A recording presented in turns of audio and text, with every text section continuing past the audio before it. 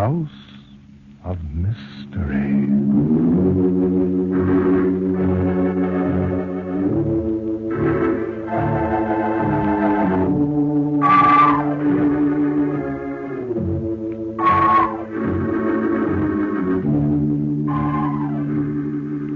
Good evening.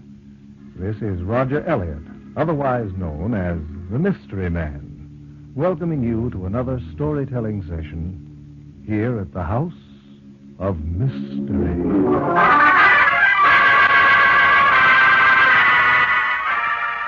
Today we continue with Chapter 2 of our current story, The Monster in the Lake.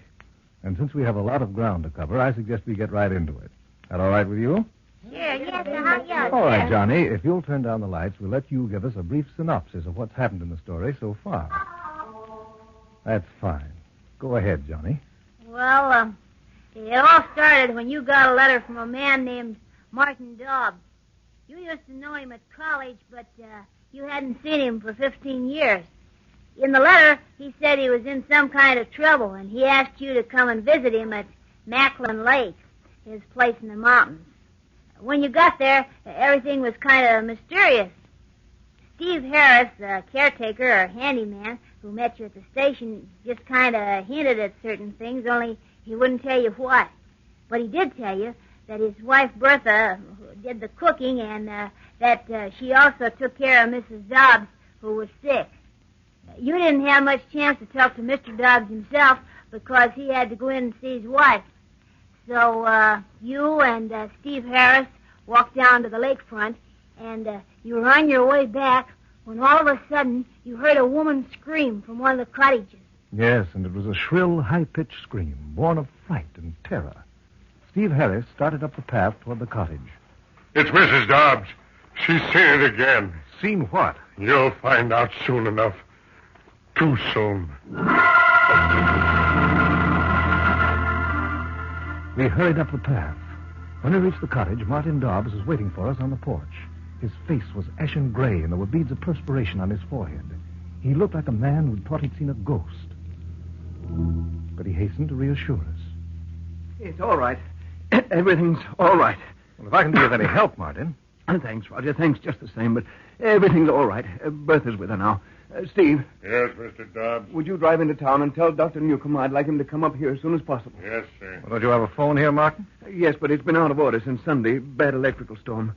Oh, I'm sorry that had to happen just when you arrived, Roger, but... Oh, forget it, Martin. The only thing is I feel a little helpless.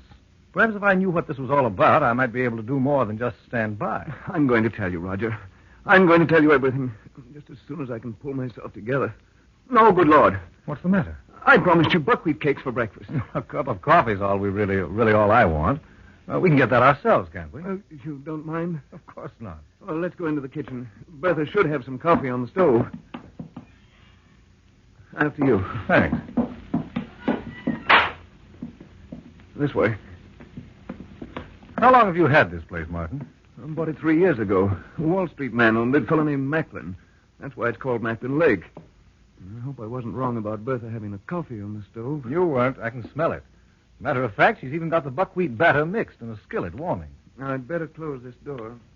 If you like, Martin, I can fry up a batch of buckwheat cakes. They may not be as good as Bertha's, but they'll be edible. Now, go ahead if you want to. But don't make any for me. I couldn't eat a thing. Now, pour this coffee. We'll hold the buckwheat cakes until tomorrow. I'm sure the batter will keep.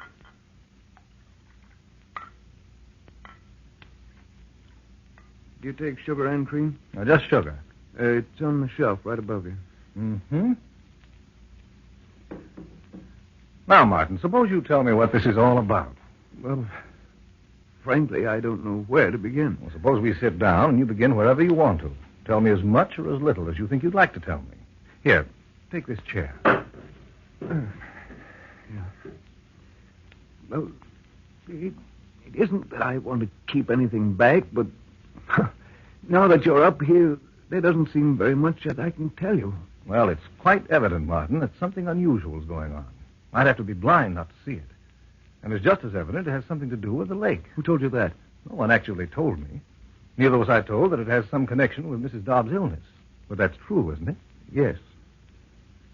Well, here's the story. It may sound ridiculous to you, but you might as well know it. As I told you, I bought the Macklin Lake property 3 years ago.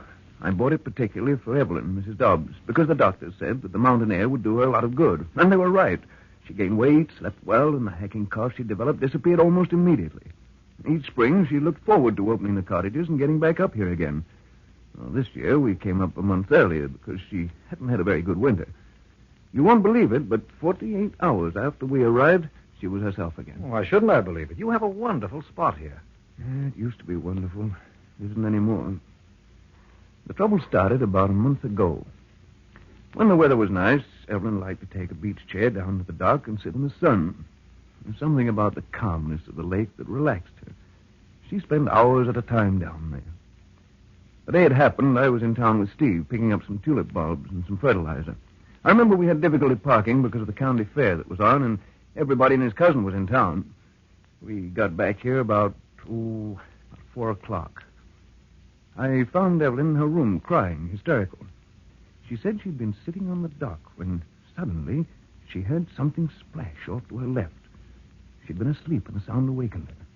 And when she looked around, all she saw was some ripples in the water, which she imagined had been a jumping fish. She settled back in her chair and prepared to doze again, when suddenly she heard another splash, even louder than the first. This time she saw the head and shoulders of what she described as a huge monster rising from the lake and coming toward her. She remembered nothing about what happened after that, but evidently she must have screamed because Bertha heard her and rushed down to the lake. She found Evelyn lying on the beach, half conscious. Her face and neck were bruised, and her hands were lacerated. Now, how did that happen? I don't know, but she must have put up a terrific struggle. Well, that means the monster actually attacked her? If there was a monster. What do you mean by that? No, it's all very confused, Roger. She sees the thing in her sleep, but honestly, I don't know whether it's all in her imagination or not. Ever since this happened, she's refused to leave her room. She sits at the window all day long, watching the lake. And 5 minutes ago, when you heard her scream, it was because she thought she saw the monster rising out of the water at the end of the dock. Has anyone else seen the monster? You, Steve, or Bertha? No, but there's an old fisherman who lives in a shack at the north end of the lake. I asked him whether he'd seen anything. He said no. But at night, he heard strange noises, like someone groaning. Is there anyone else who has access to the lake? A few people from town fish it every now and then, but I didn't want to ask too many questions and get this thing noised around because I wasn't sure. You weren't sure of what? Frankly, I wasn't sure there was anything in Evelyn's story. Anything real, I mean. You see, Roger, there's a history of insanity in her family. One of her brothers is in an institution now. And she had an aunt who lost her mind. Too many people believe that insanity runs in families. Good doctors will tell you it isn't so. A dozen good doctors have told me, but now, I don't know. You mean you think your wife's out of her mind? She's having hallucinations? It isn't that I want to think it, but... I understand. Tell me, Martin, has anything like this ever happened before? Has your wife ever imagined she was seeing things? No, never. That's what frightens me. Is she seeing things, or is this monster real? That's why I wanted you to come up. I thought you could do more than any doctor to convince her that it's all her imagination. But you're not sure that it is? No, I'm not sure of anything anymore. Oh, that must be Stephen, the doctor. I don't know why I keep calling him. He's been up here a dozen times and hasn't done any good. Dr. Newcomb's here, Mr. Dobbs. I'll be right out, Steve. You'll excuse me, Roger? Of course. You mind if Steve and I do a little exploring? Not at all. Steve, you stick with Mr. Elliot, will you? Yes, sir. I don't know how long I'll be, Roger, but go right ahead and do anything you wish. Okay, I will. I think we'll go back to the lakefront, Steve. Back to the lakefront? Yes. I think we'll take a boat out and see whether we can meet the monster face to face.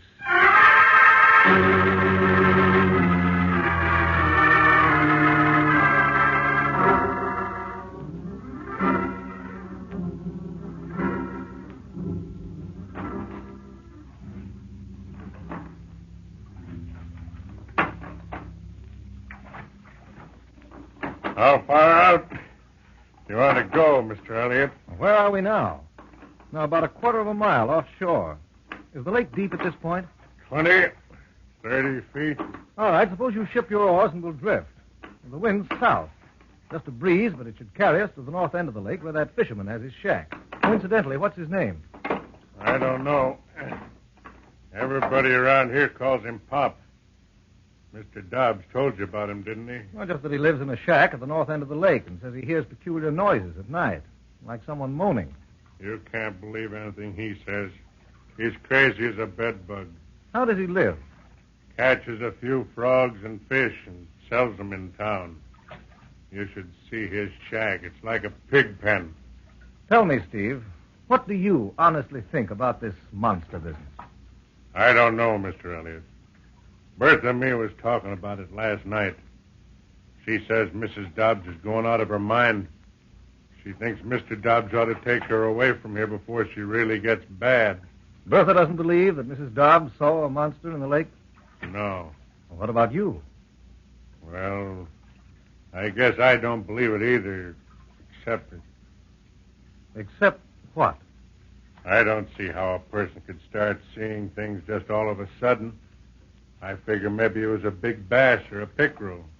You think Mrs. Dobbs might call a fish a monster? Just getting a glimpse of it coming out of the water, she might. A 10, 12-pound pickerel's a big fish. What was that? Bass jumping. See him? Jumped again. Yeah, not a very big one. That's funny. What? Bass don't jump like that, over and over. That's the fourth time. Yeah. I'll bet something's chasing him. Look at how the water's boiling where he went down last. Can you paddle over there? Maybe we hadn't better. Why not? You've got a rifle and I've got a pistol. We certainly don't need any more protection than that. Here, let me get up at the bow. Watch it. These round-bottom boats ain't very steady. Watch it, Mr. Elliot. I didn't do that. I was standing still. Well, there's something under the boat rocking us. Use your oars. Pull away. Too late. We're going over.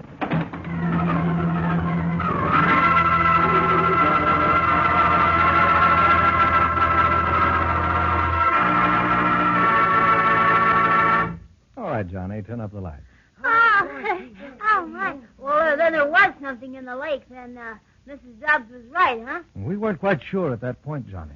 All we knew was that the rowboat suddenly began to rock violently and then turned over, spilling us into the lake. Well, weren't you afraid? Well, I wasn't very happy about it. Monster or no monster, the water was pretty cold. I would have been scared stiff. Oh, don't make any mistake. I didn't feel like any hero. As a matter of fact, I made a beeline for the overturned boat. The only thing that stopped me was what happened to Steve. What happened to him? Well, I'd better save that for tomorrow, because if I tell it to you now, you'll be staying up all night trying to figure out the solution. Anyway, there isn't time.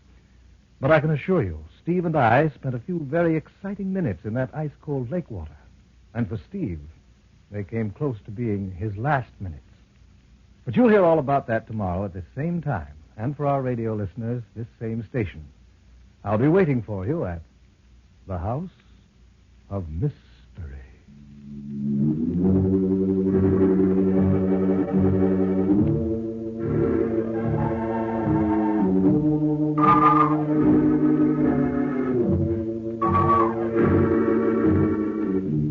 This is Roger Elliot, your mystery man, saying good night.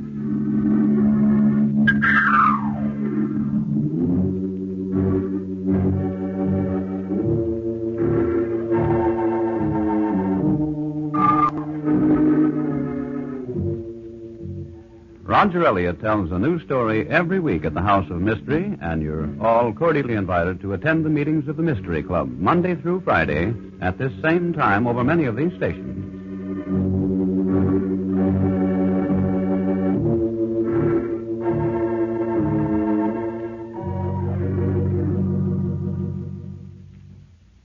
This is the Mutual Broadcasting System.